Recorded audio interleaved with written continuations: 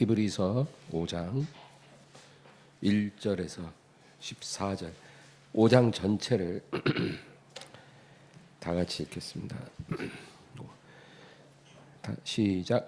대제사장마다 사람 가운데서 택한 자이므로 하나님께 속한 일에 사람을 위하여 예물과 속죄하는 제사를 드리게 하나니 그가 무식하고 미혹된 자를 능히 용납할 수 있는 것은 자기도 연약에 휩싸여 있음이라.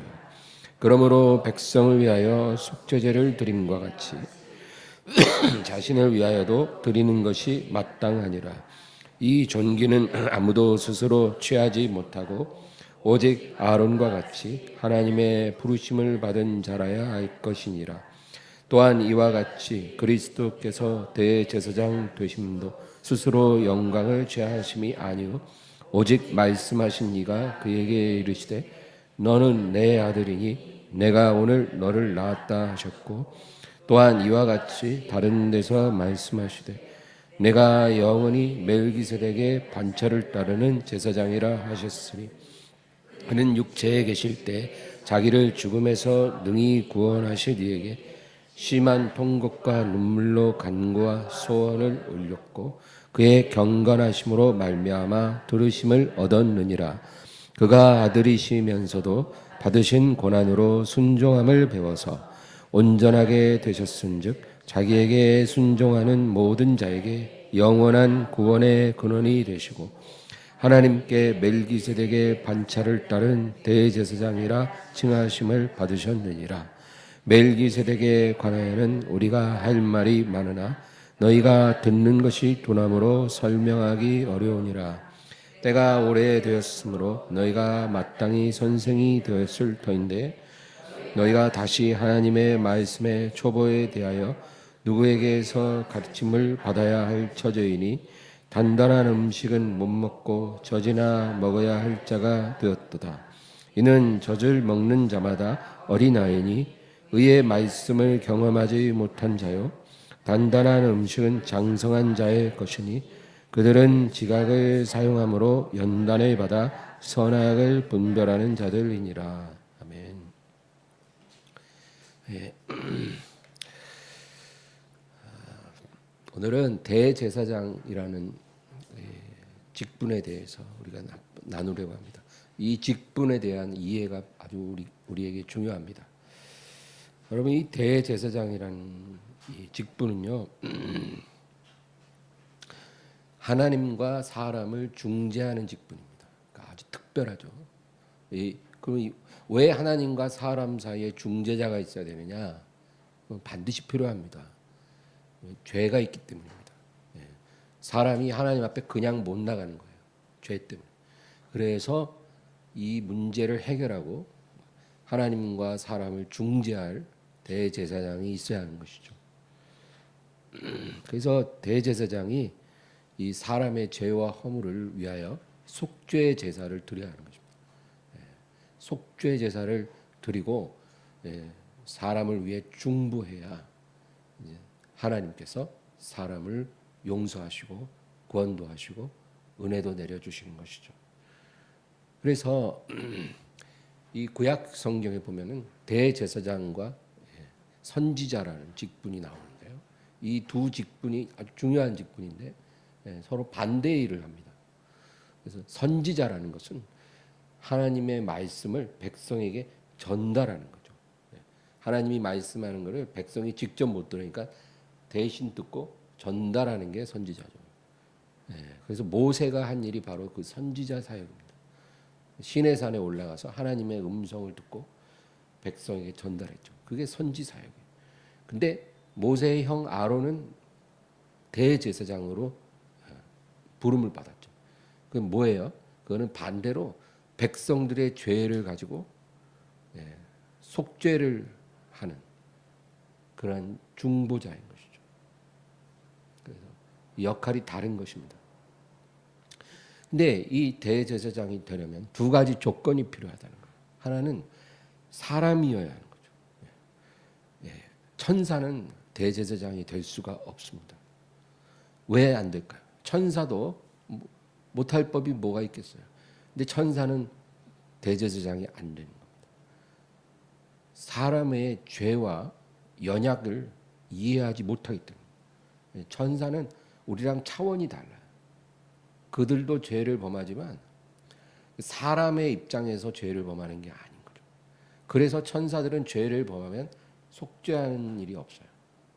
천사는 죄를 범하면 바로 폴른 엔젤이에요. 그냥 떨어져서 무저갱까지 떨어지는, 뭐 용서받고 회복되고 이런 일 없어요.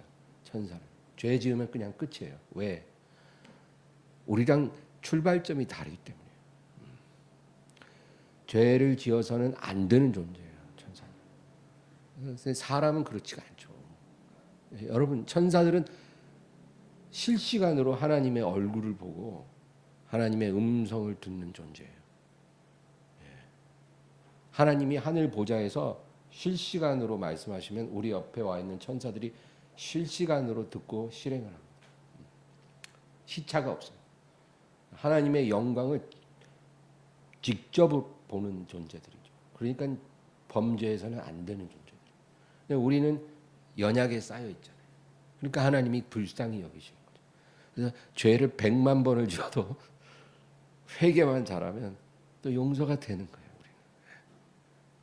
여러분, 뭐가 부러우세요? 천사가 부러우세요? 사람이 부러우세요?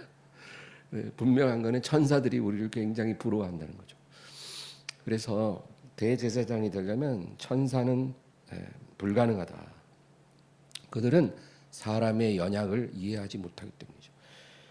그러므로 대제사장은 사람의 연약을 직접 경험하고 동정할 수 있어야 하기 때문에 그래서 사람만이 대제사장이 될 수 있고 그가 사람을 위하여 중재하고 중보할 수가 있다는 거죠.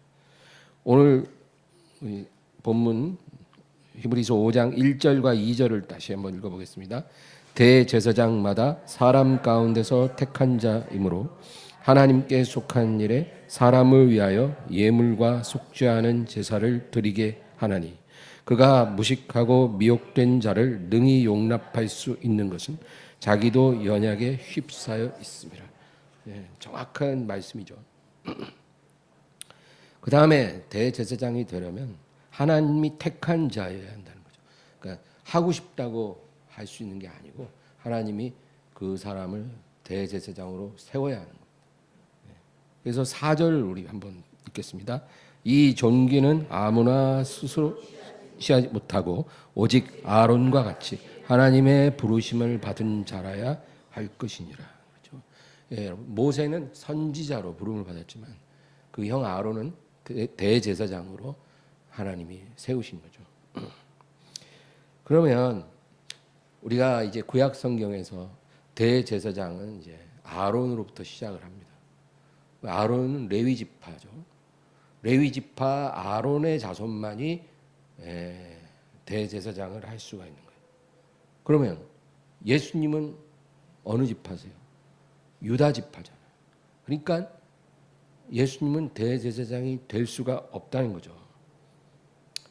그런데 히브리서가 우리에게 말해주는 게 뭐냐면 예수님은 유다 지파이시지만 아론의 반차가 아니라 멜기세덱의 반차를 따르는 대제사장이 되셨느니라. 그렇게 말씀합니다. 그래서 우리가 오늘 멜기세덱을 이해해야 합니다. 5절, 6절 다 같이 읽겠습니다. 또 이와 같이 그리스도께서 대제사장 되심도 스스로 영광을 취하심이 아니요 오직 말씀하신 이가 그에게 이르시되 너는 내 아들이니 내가 오늘 너를 낳았다 하셨고 또한 이와 같이 다른 데서 말씀하시되 내가 영원히 멜기세덱의 반차를 따르는 제사장이라 하셨으니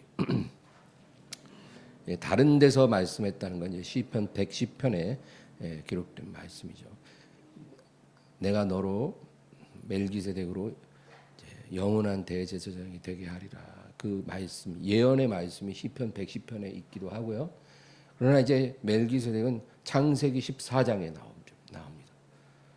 아브라함이 전쟁에서 이기고 돌아옵니다.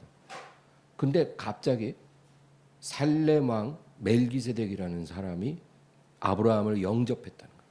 살렘 왕 멜기세덱. 살렘이라는 건 예루살렘이겠죠. 그 살렘 지역을 다스리는 왕인데 이 멜기세덱이라는 사람이요 왕이면서도 지극히 높으신 하나님의 제사장이었더라. 그래서 아브라함이 이렇게 전쟁에서 이기고 오는데 그 살렘 왕 제사장 멜기세덱이 떡과 포도주로 아브라함을 영접했다. 대접했다. 그러니까 아브라함이 그 전리품의 11조를 그 제사장에게 주었다는 거예요. 그러니까 멜기세덱이 아브라함을 축복해 줬다. 그 얘기가 이제 창세기 14장에 나오는 거죠. 근데 여러분, 왜 이 사건이 중요하냐면 이 아브라함은 모세와 아론이 태어나기 500년 전 사람이에요. 그러니까 율법은 모세 때 시작됐잖아요. 율법이 시작되기 500년 전 사람인 이 아브라함이 인정한 대제사장이 있었더라는 거죠. 그 사람이 바로 멜기세덱이라는 사람입니다. 이 멜기세덱 제사장에게 아브라함이 축복을 받았다는 거예요. 떡과 포도주로 대접받고 11조를 드리고 축복을 받았더라. 여러분, 오늘날 우리들은 어떤 대제사장을 갖고 있습니까? 우리에게도 대제사장이 필요한 거예요. 왜냐하면 우리도 죄와 연약에 쌓여있기 때문에 대제사장이 계셔서 하나님 아버지와 우리 사이를 중재해 주셔야 되거든요. 우리에게도 대제사장이 반드시 필요한데 우리의 대제사장은 아론 반차의 대제사장이 아니라 멜기세덱 반차의 대제사장이신 예수 그리스도시라 그렇게 말하는 거죠. 그래서 우리도 대제사장을 모시고 있고 멜기세덱 반차이신 예수님을 대제사장으로 믿는 거예요. 그분을 의지하는 거예요. 그리고 예수님은 우리에게 그분의 살과 피를 대접해 주셨어요. 아브라함이 떡과 포도주로 대접받은 것처럼 우리는 예수님으로부터 살과 피를 대접받았어요. 그러면 우린 당연히 우리 대제사장 되신 예수님께 11조를 드리는 게 맞는 거예요. 그래야 예수님이 대제사장으로 우리를 축복해 주시는 거죠. 이게 영적인 원리예요. 어떤 사람들은 11조는 율법에 속한 건데 지금 드릴 필요가 없지 않습니까? 그럼 천부당 만부당한 성경을 너무나 모르는 얘기예요. 율법 500년 전에 아브라함이 멜기세덱에게 11조 드리고 축복을 받은 것처럼 우리의 대제사장은 아론 반차가 아니라 멜기세덱 반차이신 예수님이거든요. 예수님을 대제사장으로 우리가 믿고 있다면 우리는 당연히 그분께 11조를 드리고 그리고 나서 우리도 축복을 받아야 돼요. 그게 순서라는 거죠. 11조도 드리지 않으면서 대제사장을 인정하지도 않으면서 축복만 바라는 그런 신앙은 그건 굉장히 잘못된 신앙이다. 우리 엠마오 교회는 대부분 다 11조를 하셔서 제가 이런 설교를 또 자신 있게 하는 거예요. 태반이 11조 안 하면 이런 설교했다가 또 덜 맞아요. 또 헌금 내라 저러나 보다. 네, 다행히 우리 교회는 정말로 훌륭하셔요. 그래서 예수님이 그 우리의 대제사장이라는 것을 우리가 인정한다면 우리는 당연히 11조를 해야 합니다. 안타까운 것은 일평생을 교회를 다니면서도 그리고 교회에서 성찬 다 받아 먹잖아요. 그죠? 이게 뭐예요? 이것은 내가 너희를 위하여 주는 내 몸이니 받아 먹으라 하면서 떡을 떼 주셨잖아요. 이것은 내가 너희를 위해 흘리는 나의 피니 받아 마시라. 그리고 내가 다시 올 때까지 너희는 이것을 기념하라. 그러니까 우리 교회에서 성찬이 아주 중요한 거거든요. 예수님이 대제사장으로 우리에게 자신의 몸과 피를 대접해 주시는 거거든요. 그리고 다 받아 먹으면서 11조는 안 해요. 그러면 무슨 축복을 받겠냐고요. 정말 이건 중요한 축복의 원리예요. 오늘날 11조를 아까워하는 성도들이 너무 많아요. 그러는 병든 믿음이에요.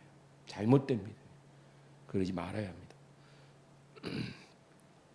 밥을 하루에 한 끼만 먹더라도 하나님 앞에 우리가 해야 할 건 해야 됩니다. 예수님께 우리가 드리는 거예요. 대제사장께. 그 교회가 그분의 몸이라 그러잖아요. 그래서 우리가 교회에서 그분의 떡과 잔을 받으면서 그분께 11조를 드리는 게 맞아요.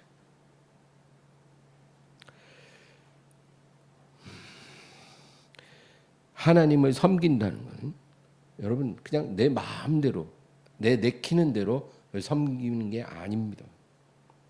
우리가 그 성경을 통해서 하나님의 마음도 알아야 하고 하나님이 정하신 영적인 원리를 따라서 하나님을 섬겨야만 하는 거예요.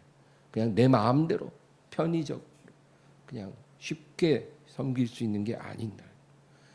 여러분 그래서 레위기를 읽어보면 요즘 제가 레위기 아침마다 열심히 읽는데 한 페이지 읽는데 1시간 걸려요. 저는 성경을 빨리 안 읽어요. 빨리 읽으면 하나도 남는 게 없어요. 여러분 성경 많이 읽었다고 자랑하지 마시고 성경은 오래 읽어야 돼요. 오래. 분량은 상관없어요. 오래 읽을수록 좋다. 그러나 바쁘니까 오래는 못 읽어도 아침에 10분이라도 꼭 읽으세요. 저녁에 10분 꼭 읽고 주무세요.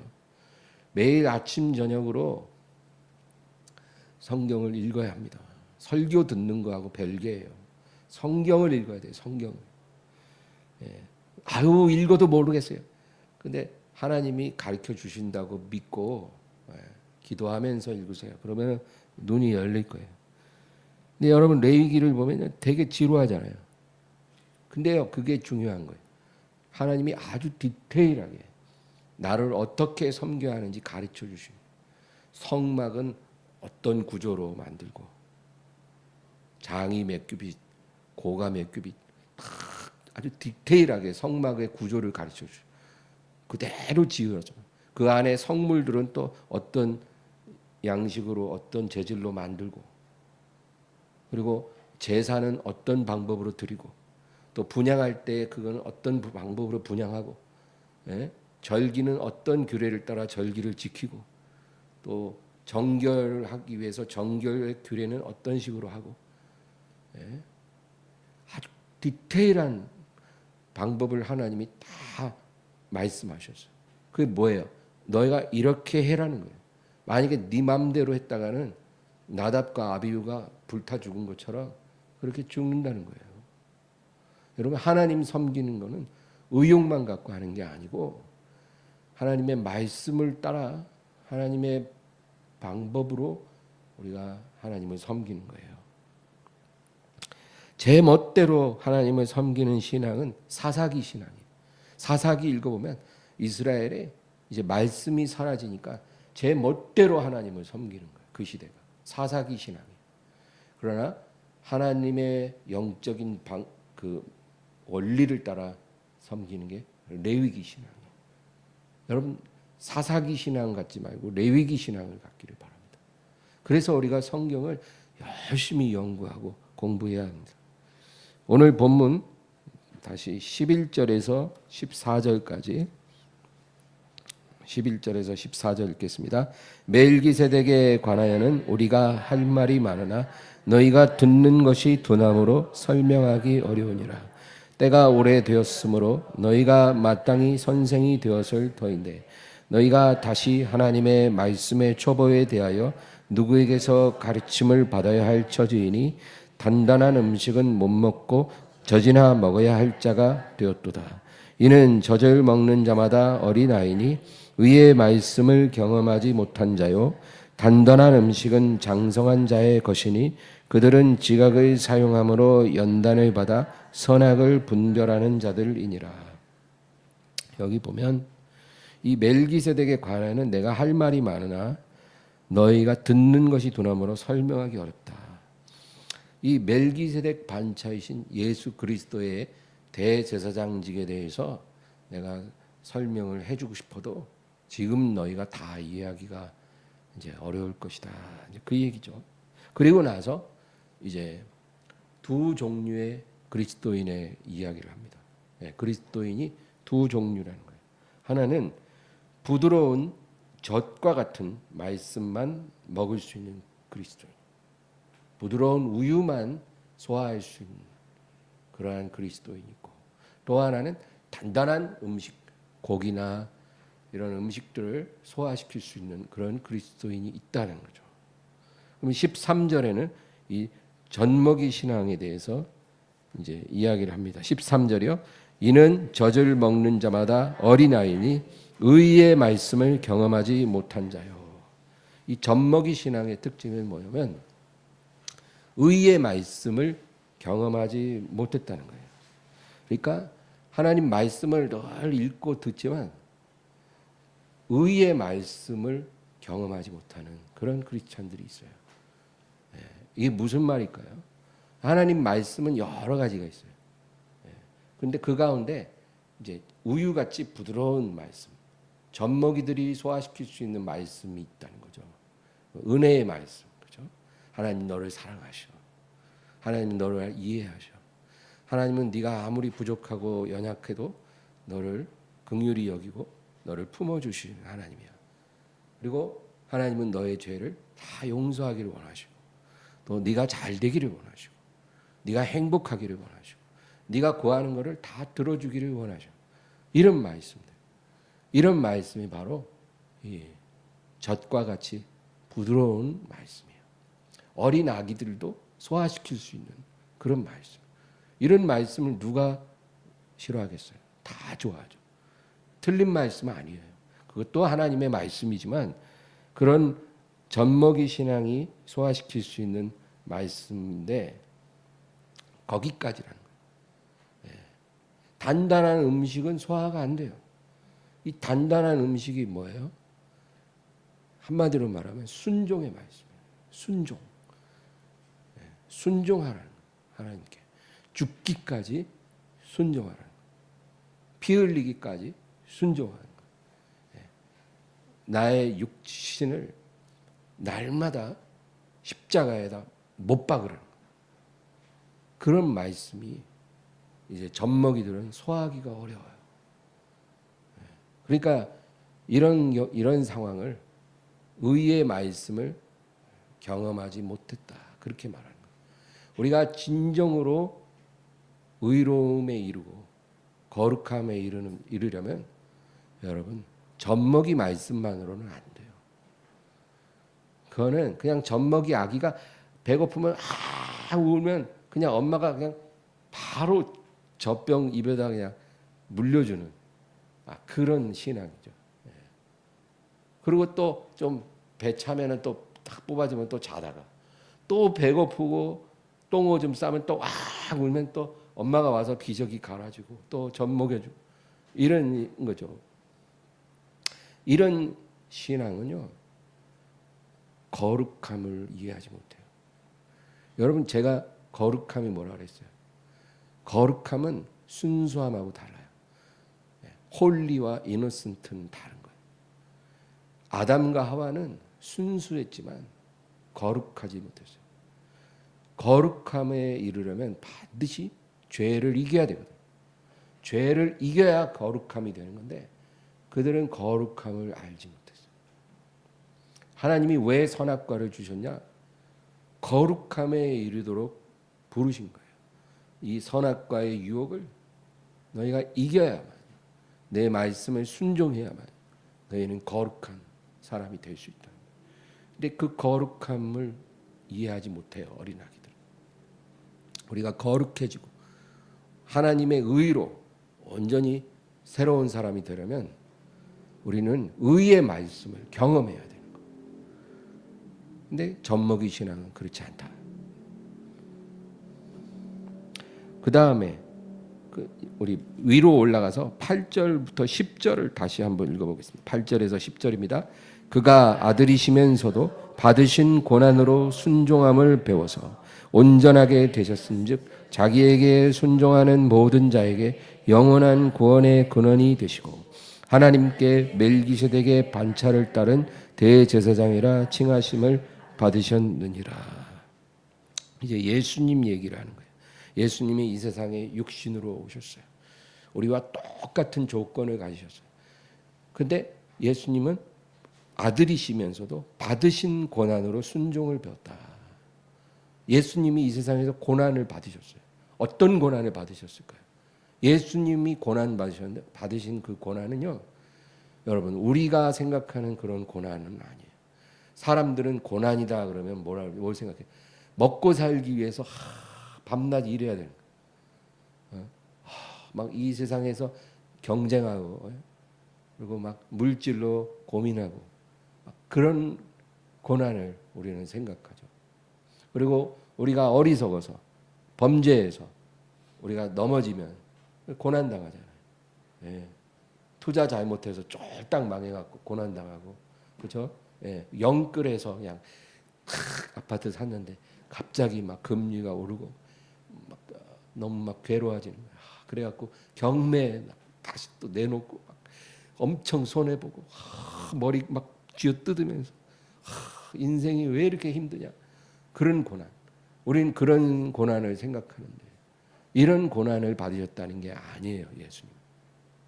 예수님은 이 세상에 오셔서 우리와 똑같은 육체를 입으셨기 때문에 우리가 느끼는 유혹을 다 느끼신 거예요. 여러분 그거를 이해하세요? 우리가 느끼는 유혹을 똑같이 느낀다니까요.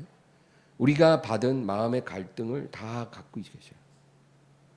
근데 예수님은 그런 것들을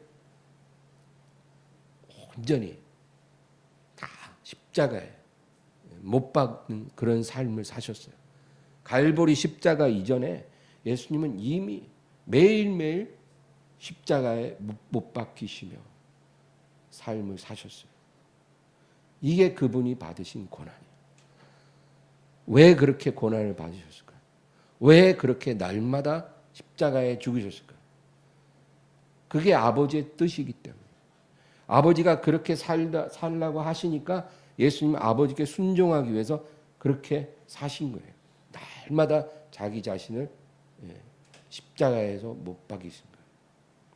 그래서 오늘 이 8절 말씀처럼 그가 아들이시면서도 받으신 고난으로 순종함을 배웠다는 거예요. 여러분 우리가 생각하는 그 많은 모든 고난 받는다고 순종 저절로 배우나요? 제가 목회하면서 보니까 고난 직사하게 해도 순종 안 하는 사람은 끝까지 안 하더라고요. 진짜 밑바닥까지 내려가도 순종 안 하는 사람은 안 하더라고요. 죄를 안 버려요. 고집 부려요. 네. 고난당한다고 자동으로 순종을 배우는 건 아니에요. 우리가 나를, 내 자아를, 내 정욕과 탐심을, 내 의지를 가지고 십자가에 못 박으면서 살아갈 때 그때 그 마음의 갈등과 괴로움이 있을 거 아니에요. 이게 바로 하나님이 기뻐하는 고난이에요. 이런 고난을 통해서 순종을 배운다.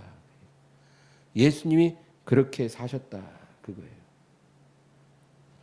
그래서 9절에 보면 온전하게 되셨은즉 자기에게 순종하는 모든 자에게 영원한 구원의 근원이 되시고, 예수님만 그렇게 사신 게 아니라 자기에게 순종하는 모든 자, 예수님의 뒤를 밟는 자들, 예수님의 뒤를 따르는 자들, 누구든지 나를 따르면 자기를 부인하고 자기 십자가를 지고 나를 따르라 그랬잖아요. 예? 누구든지 아비나 어미나 자식이나 전토를 미워하지 않으면 나의 제자가 능히 되지 못하고, 이런 마인드로 예수님의 뒤를 따라가는 사람들은 영원한 구원의 인도함을 받는다는 거예요. 이런 사람들이 바로 의의 말씀을 경험하는 단단한 식물을 소화하는 자들이에요. 장성한 자들이에요. 그리고 10절에 하나님께 멜기세덱의 반차를 따른 대제사장이나 칭하심을 받으셨네요. 예수님이 이러한 순종으로 승리하셨기 때문에 멜기세덱 반차의 대제사장이라 인정을 받으셨다는 거예요. 누구로부터? 아버지로부터. 그러면 이 말씀은 우리에게도 적용돼요. 우리가 바로 예수님의 뒤를 밟는 제자들이기 때문에 우리도 예수님처럼 멜기세덱의 반차를 따르는 제사장이 되는 거예요. 그냥 제사장이 아니라 왕 같은 제사장이에요. 믿습니까? 예, 우리는 왕 같은 제사장. 살렘 왕 멜기세덱이 지극히 높으신 하나님의 제사장이잖아요. 그러니까 오리지널 진짜 제사장 멜기세덱은요, 살렘 왕과 제사장을 겸한 사람이에요. 예, 500년 후에 나타난 아론은 대제사장만 받았지만, 그리고 다윗 시대, 그로부터 또 500년 후 다윗 시대에 다윗이 왕으로서, 그러니까 왕과 대제사장이 분리됐죠. 그러나 오리지널 아브라함 시대의 멜기세덱은 왕 같은 제사장이었어요.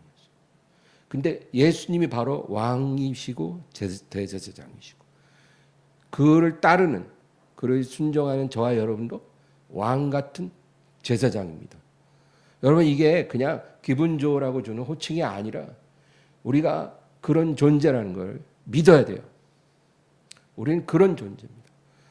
그래서 이 땅에서는 우리가 이렇게 보자기로 이렇게 감춰진 것처럼 보이지만 우리의 신분은 동일해요. 그래서 여러분, 우리가 사람들과 하나님 사이를 중재할 수 있는 자격이 있어요. 우리가 왕 같은 제사장이다. 그러니까 여러분이 어떤 사람을 위해서 기도하잖아요. 그럼 그게 효과가 있는 거예요. 대제사장의 중보가 되는 거예요. 그러니까 굉장한 권세를 갖고 있다는 거예요. 그리고 그것이 예수님이 이 세상에 다시 오실 때 온전히 성취돼요. 우리는 예수님과 영원히 살 때 왕 같은 제사장으로 살아가게 될 거라는 거죠. 그런데 이제 마지막으로 14절을 읽겠습니다. 시작. 단단한 음식은 장성한 자의 것이니 그들은 지각을 사용함으로 연단을 받아 선악을 분별하는 자들이니라. 이 굉장히 어려운 말이에요. 단단한 음식, 의의 말씀이죠. 의의 말씀을 먹을 수 있는 자들은 장성한 자라는 거예요. 그런데 이런 사람들은 지각을 사용함으로 연단을 받아 선악을 분별한다는 거예요. 근데 이 구절을 정확하게 번역해서 말씀드리면, 이런 장성한 자들은 의의 말씀을 사용함으로 양심의 감각이 연단을 받아 선악을 분별한다, 그런 뜻이에요. 의의 말씀을 사용하여 이 양심의 감각이 연단을 받고 선악을 분별하게 되는 자들이다. 이게 정확한 뜻이에요. 여러분, 아까 제가 의의 말씀이라는 게 뭔지 얘기했죠. 의의 말씀은 한마디로 순종의 말씀이에요. 거룩함에 이르는 말씀이에요.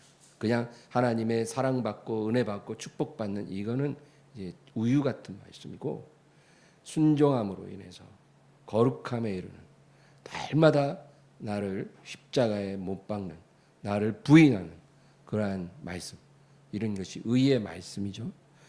장성한 자들은 이런 말씀을 사용한다는 거예요. 이런 말씀을 사용함으로 양심의 감각이 연단을 받게 된다는 거예요. 이게 뭔 말이에요? 의의 말씀을 우리가 붙잡고 살면요, 양심의 감각이 연단을 받게 된다는 거예요. 여러분, 우리가 우리의 정욕, 탐심, 거짓, 우리의 교만, 어떤 죄된 육체를 우리가 날마다 부인하고 십자가에 못 박아야 되잖아요. 그러면 그런 것들을 우리가 십자가에 못 박으려면 그런 것들이, 우리 마음속에 숨어있던 것들이 드러나져야 된다는 거예요. 그렇죠? 내 안에 교만이 숨어있어. 겉으로는 겸손한 척한데 사실은 교만이 저 밑바닥에 있어요. 사람들은 그거를 부인해요. 아유, 난 겸손해. 난 교만할 리 없어. 나같이 훌륭한 사람이 무슨 교만이야. 이렇게 생각하는 사람도 있지만, 그러나 내 안에 있는 교만을 성령께서 이렇게 비춰주거든요. 그러면 사람들은 다 나를 겸손한 사람이라고 인정해 줄지라도 성령께서 내 안에 교만을 쫙 비춰줘요. 그러면 그 숨은 교만을 내 마음에서 바깥으로 드러내야 되죠. 드러내야, 그걸 끄집어내야 그거를 십자가에다 못 박을 거 아니에요. 그러니까 우리가 날마다 의의 말씀을 사용해서 숨은 교만, 숨은 정욕, 더럽고 추한 마음 이런 걸 다 끄집어내서 십자가에 매일 못 박아야 된다는 거예요. 그러니까 우리 양심이 얼마나 괴롭겠어요. 예? 양심에다가 마취제를 확 나갔고 그냥 화인 맞은 양심처럼 감각이 없어야 살기가 좋을 텐데 그게 아니라 숨은 것들을 다 끄집어내서 십자가에 못 박으려니까 예, 그 사형 선고를 내리는 거예요. 우리 스스로. 너 내 안에 숨어있는 이 교만아 이리 나와. 예. 그리고 내가 너에게 사형을 선고한다. 그리고 십자가에다 못 박아야 되니까 다 드러내는 거니까 얼마나 우리 양심이 괴롭겠냐고요. 두들겨 맞잖아요 매일. 그러니까 이게 바로 우리 양심의 감각이 연단을 받는다 그런 뜻이에요. 그래서 장성한 자들은 의의 말씀을 사용함으로 양심의 감각이 연단을 받아 선과 악을 분별하는 자이니라. 그 구절이에요. 선과 악을 우리가 분별하게 된다는 거예요. 우리가 이와 같이 하나님의 의의 말씀으로 우리 양심을 깨뜨리고 그리고 날마다 앞으로 나아가면 우리가 참된 선악을 분별하고 살아가는 거룩한 백성이 되는 거예요. 선악을 분별하는 건 어떻게 보면 그 자체는 나쁜 게 아닐 수 있어요. 선악을 분별해서 의로워지면 되는 거죠. 그렇게 된다는 거예요. 그런데 여러분 아담과 하와는 그러지 못했어요. 아담과 하와는 예수님처럼 가지 않고 잘못 갔어요. 그들은 하나님의 의의 말씀을 받았는데 경험하지 못했어요. 하나님께서 동산 중앙에 있는 나무의 과실을 먹지 말라 했으면 그 의의 말씀이에요. 의의 말씀. 너희가 정말로 거룩해지려면 내 말씀을 새기고 지키라. 그거예요. 그래서 그 말씀을 받았고 그걸 지켰으면 의의 말씀을 경험한 자가 되고 그래서 양심이 연단을 받아서 선악을 분별하고 의로워졌을 텐데 그들은 의의 말씀을 버렸어요. 그리고 하나님을 거역하고 오히려 하나님이 먹지 말라는 그 과실을 따먹음으로 선악을 분별하기를 원했어요. 어떻게 됐어요? 분별은 하는데 분별해서 의인이 된 게 아니라 분별해서 죄인이 됐어요. 자기가 죄인이라는 걸 깨달았어요. 그것을 예수님이 오셔서 둘째 아담으로 오셔서 그거를 만회하시고 새롭게 바꾸신 거예요. 그리고 저와 여러분은 아담의 후예가 아니라 가인의 후예가 아니라 둘째 아담으로 오신 예수님의 후예입니다. 우리가 예수님처럼 의의 말씀을 사용해서 우리의 양심이 연단을 받게 하고 그리고 선악을 분별하여 하나님께 순종함으로 의롭고 거룩한 백성이 되라는 거예요. 오늘 이 말씀을 여러분 꼭 기억하시기 바랍니다. 그리고 우리는 왕 같은 제사장이라는 거 잊지 마시고 그리고 하나님이 주신 의의 말씀을 사용해서 양심을 깨뜨리면서 살아가시기 바라요. 양심을 무디게 만들지 말고 아주 예민하게 만드셔요. 의의 말씀을 사용해서 양심을 예민하게 깨우세요. 그렇게 살아가야 돼요. 세상 사람들은 우리보다 100배는 더러워도 태연하게 살아가요. 왜? 양심에 마취제를 팍 넣었거든. 그 영이 죽었거든요. 그래도 그 편안해요, 걔들. 그러나 우리는 그렇게 살면 안 된다는 거예요. 우리의 비교 대상은 세상 사람이 아니고 예수님이에요. 우리는 예수님을 닮아가야죠. 그래서 의의 말씀을 사용해서 양심이 연단을 받고 선악을 분별하고 거룩하고 의로운 백성이 되어야 되겠습니다. 이와 같은 은혜가 충만하기를 주의 이름으로 축원합니다. 하나님 아버지, 오늘도 주님을 의지합니다. 주의 말씀으로 붙들어서 아버지, 우리가 어린아이 같은 우유와 같이 부드러운 것만 소화하는 자가 아니라 정말 날이 갈수록 하나님의 의의 말씀을 더 깊이 맛보고 하나님의 성령의 조명하심을 따라서 우리 자신을 새롭게 성장시킬 수 있도록 도와주시옵소서. 우리의 양심이 연단을 받게 하시고 우리의 영혼이 더 빛을 발하게 하여 주시옵소서. 하나님 아버지요, 이 세상에서 우리가 가야 할 길이 바로 이 길인 것을 깨닫게 하여 주시고 앞서가신 대제사장이신 예수님을 따라 우리도 왕 같은 제사장임을 잊지 말고 그 길로 따라가게 하여 주시옵소서. 예수님의 이름으로 기도합나이다.